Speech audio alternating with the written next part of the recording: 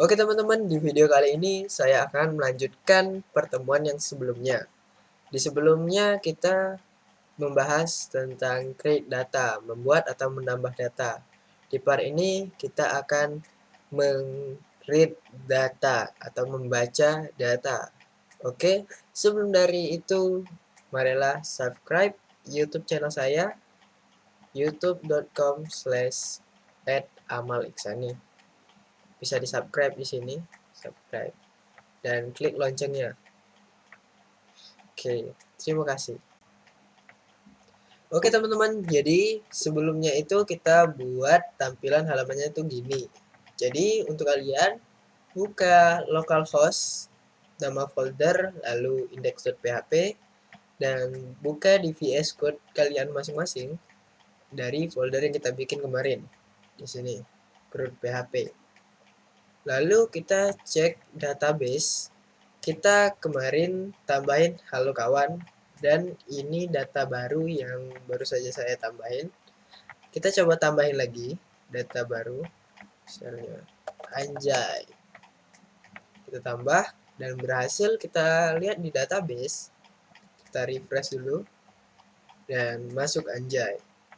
Lalu bagaimana sih Kak cara nampilinnya? Jadi di sini kita akan menampilkan. Nah, cara-caranya itu yaitu setelah text center ini yang kita kemarin bikin, kita enter,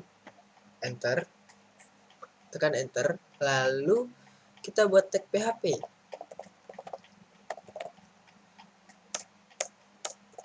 Setelah kita buat tag PHP kayak gini, pembuka sama penutup, kita buat variabel baru, variabel select. Variabel select ini berisikan perintah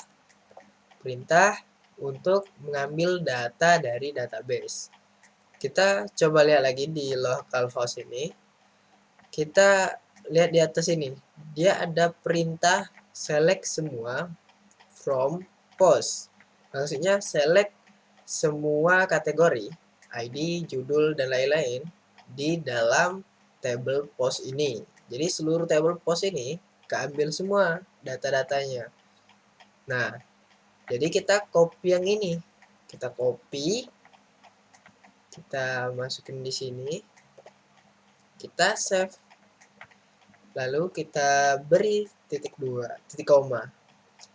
Lalu kita enter dan kita buat query mysqli strip bawah query. Masih ingat nggak fungsi query ini untuk apa? Jadi MySQL query itu fungsinya untuk menampilkan atau menjalankan perintah yang ada di atas ini atau di dalam dari MySQL query ini. Contohnya, kita pertama masukin dulu koneksi yang kita ambil dari koneksi.php ini. Lalu kita kasih koma dan di sini perintahnya. Kita bisa buat perintah baru jika kita sudah punya perintah di atas ini dalam bentuk variabel. Kita tinggal masukin nama variabelnya ini aja. Jadi variabel select. Gini. Bisa juga kalau nggak mau ngabisin tenaga, langsung aja di sini kita copyin aja, kita cut, kita paste di sini. Nah, ini jadi perintahnya itu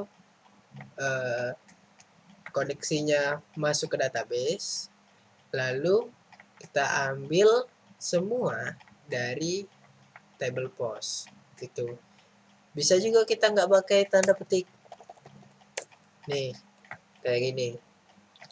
Nah, lalu kita kasih variabel di depan MySQL query. Kita bisa kasih variabel QRI sama dengan MySQL query. Jadi MySQL query ini masuk ke dalam variabel query atau variabel QRY.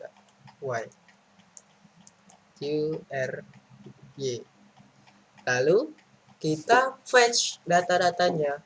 Fetch itu untuk memisahkan data per data, mulai dari ID dan seterusnya. Nah, caranya itu kita coba pakai variabel R sama dengan mysqli fetch assoc. Bisa array, bisa assoc, bisa yang lainnya. Jadi kita coba pakai assoc aja. Assoc dari query ini,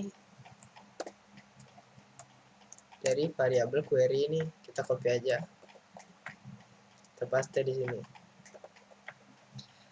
Jadi query ini kan variabel QRY ini kan menampung dari MySQL query.